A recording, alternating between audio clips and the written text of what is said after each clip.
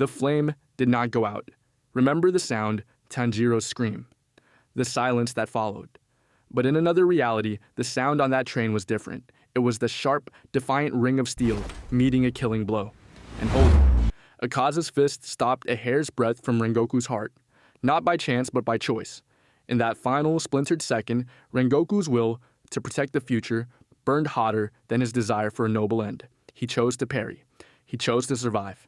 And with that single, defiant act, the destiny of the Demon Slayer Corps was reforged in fire, not in ash. We are haunted by the true story. The cost of that dawn is seared into our memory.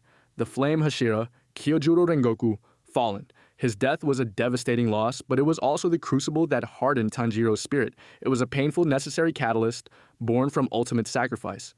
But what if the catalyst was not sacrifice, but triumph? What if, confronted with the demon's seductive offer of power, Rengoku's humanity blazed with an unstoppable intensity? Imagine the scene rewriting itself.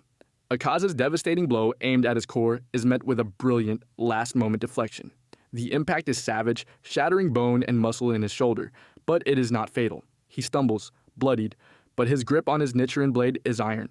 He stands as the sun crests the horizon, a pillar of wounded but unyielding flame, forcing a stunned and furious Akaza to retreat.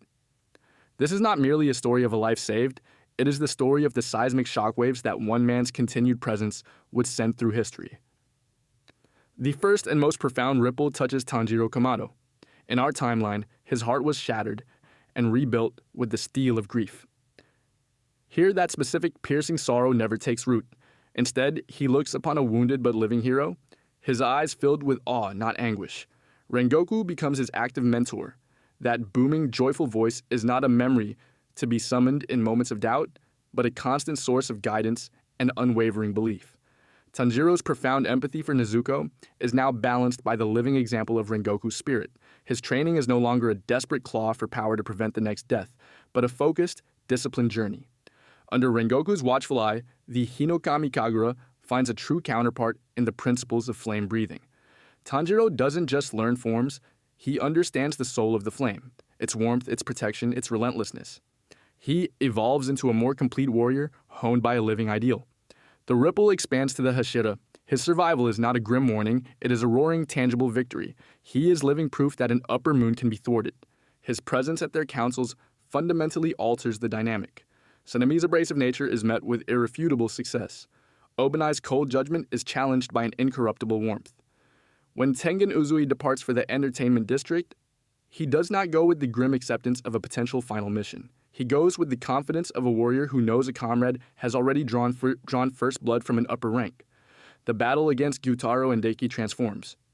It is no longer a desperate, near-fatal struggle. With Rengoku providing strategic insight or even swift reinforcement, the victory is decisive, less costly.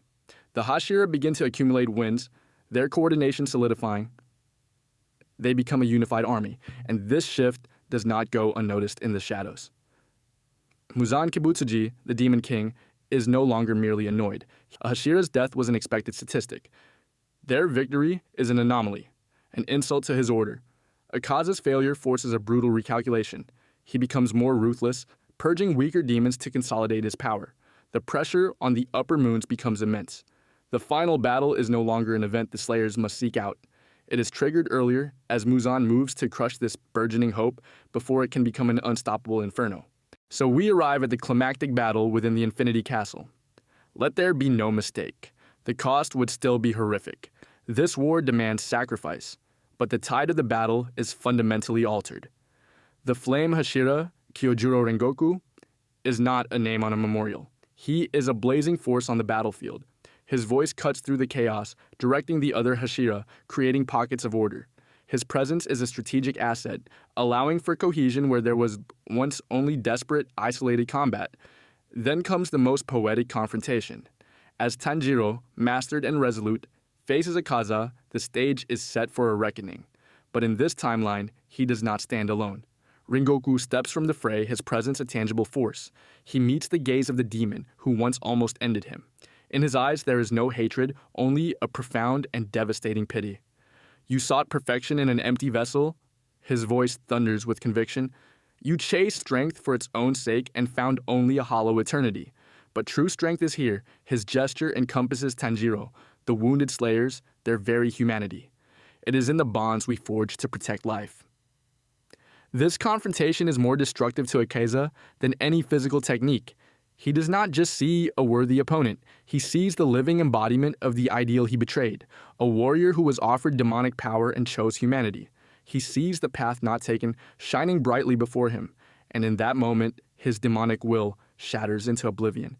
In this world, the final dawn rises on a world free of demons, and the Flame Hashira is there to witness it. He shares a meal with his brother. He watches his students grow into men. He gets to live. But this victory forces us to confront a painful, beautiful question. Is a symbol more powerful in its life or in its death? Rengoku's survival gave the court a brilliant, unwavering sword, but his death, it gave them a soul. It forged their spirit in the fires of ultimate sacrifice. Perhaps in the end, the war demanded both the sword and the soul, and that is the deepest tragedy of Kyojuro Rengoku.